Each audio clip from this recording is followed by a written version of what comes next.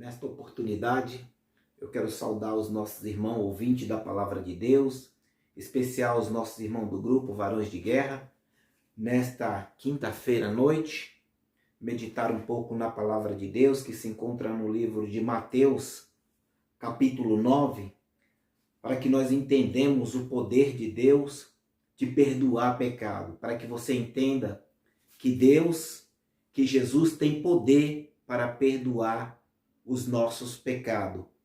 Primeira parte da palavra de Deus que eu quero ler se encontra no capítulo 9 do livro de Mateus, que diz assim: entrando no barco, passou para a outra banda, e chegando à cidade, eis que lhe trouxeram um paralítico deitado numa cama. E Jesus, vendo a fé deles, disse ao paralítico: filho, tem bom ânimo, perdoado são os teus pecados. E eis que alguns dos escribas diziam entre si: ele blasfema. Mas Jesus, conhecendo os seus pensamentos, disse: por que pensais mal em vossos corações? Pois qual é mais fácil dizer: perdoado são os teus pecados, ou dizer: levanta-te e anda? O 6. Ora, para que saibais que o Filho do Homem tem na terra autoridade para perdoar pecados, disse então ao paralítico: levanta, toma a tua cama e vai para a tua casa. A autoridade de Jesus, tanto de curar e principalmente que o objetivo do Senhor é perdoar o pecador. Perdoar por quê?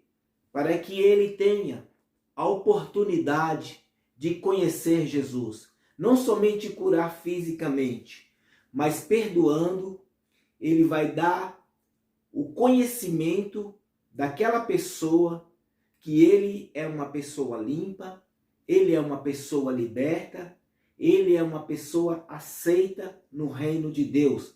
Vamos para Isaías, capítulo 53.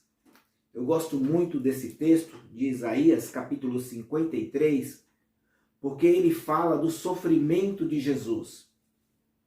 Ele fala da vinda do Messias para resgatar o seu povo. Isaías, capítulo 53, versículo somente o 6 em diante, que diz assim: todos nós andávamos desgarrado como ovelha, cada um se desviava pelo seu caminho, mas o Senhor fez cair sobre ele a iniquidade de nós todos. Ele foi oprimido, mas não abriu a sua boca. Como cordeiro foi levado ao matadouro, e como ovelha muda perante os seus tosqueneadores, ele não abriu a sua boca. Aqui está falando da vinda do Messias. 700 anos antes, essa profecia ela foi falada pelo profeta Isaías, que Jesus viria, que Jesus ia morrer numa cruz, que ele ia se entregar. Para você que entenda que ele se entregou a si mesmo, porque o escritor aos Hebreus, ele diz: sem derramamento de sangue não há remissão de pecado. Era necessário, para que se fazesse a justiça de Deus, teria que se derramar sangue. É por isso que nós vemos lá em Mateus, quando Jesus ele foi pego lá no Getsêmani, naquele jardim, à meia-noite, onde os soldados romanos o pegaram, levaram para a casa de Anás. E ali na casa de Anás, o servo do sacerdote Anás, ele já começou a bater em Jesus. A palavra de Deus no livro de Mateus diz que ele sofreu um tapa no seu rosto, e ali Jesus olhou para aquele jovem e disse: amigo, para que vieste? Então ali estava se satisfazendo a justiça de Deus em Jesus, para que ele pudesse perdoar você, perdoar eu, Então é o rei dos judeus. perdoar toda a Vamos vesti-lo humanidade, um como rei. sacrifício Ele é vivo o rei. e Ele é o aceitável rei. Então vai a precisar Deus. de uma coroa. Para te dizer que Jesus se entregou a si mesmo, ele se deu. Nós podemos constatar isso no próprio livro de Mateus, Agora ele é o rei. capítulo 7, capítulo 26, na verdade, versículo 3, diz ali que quando os soldados chegaram para pegar Jesus, Pedro, que era o mais afoito, mais corajoso, pegou a sua espada e cortou a orelha do soldado chamado Malco. E Jesus pegou aquela orelha e colocou de volta, fez mais um milagre, colou e disse, coloca a sua espada na bainha, porque todos aqueles que da espada fere, da espada será ferido. E ele pode dizer, ou pensas tu que eu não poderia rogar ao Pai e pedir 12 legiões de anjo? Por que então não se salvou? Então Jesus ele se entregou a si mesmo. Ele poderia ter rogado ao Pai e pedido 12 legiões de anjos. Um anjo só, diz lá em Isaías, capítulo 37, se não me falha a memória, Você não teme a Deus? que um anjo só Mesmo matou quando está morrendo? 185 mil soldados sírios. Um anjo só. 12 Merecemos legiões. morrer. 12 legiões de Estamos anjo daria uma legião, recebendo 8 mil castigo anjos.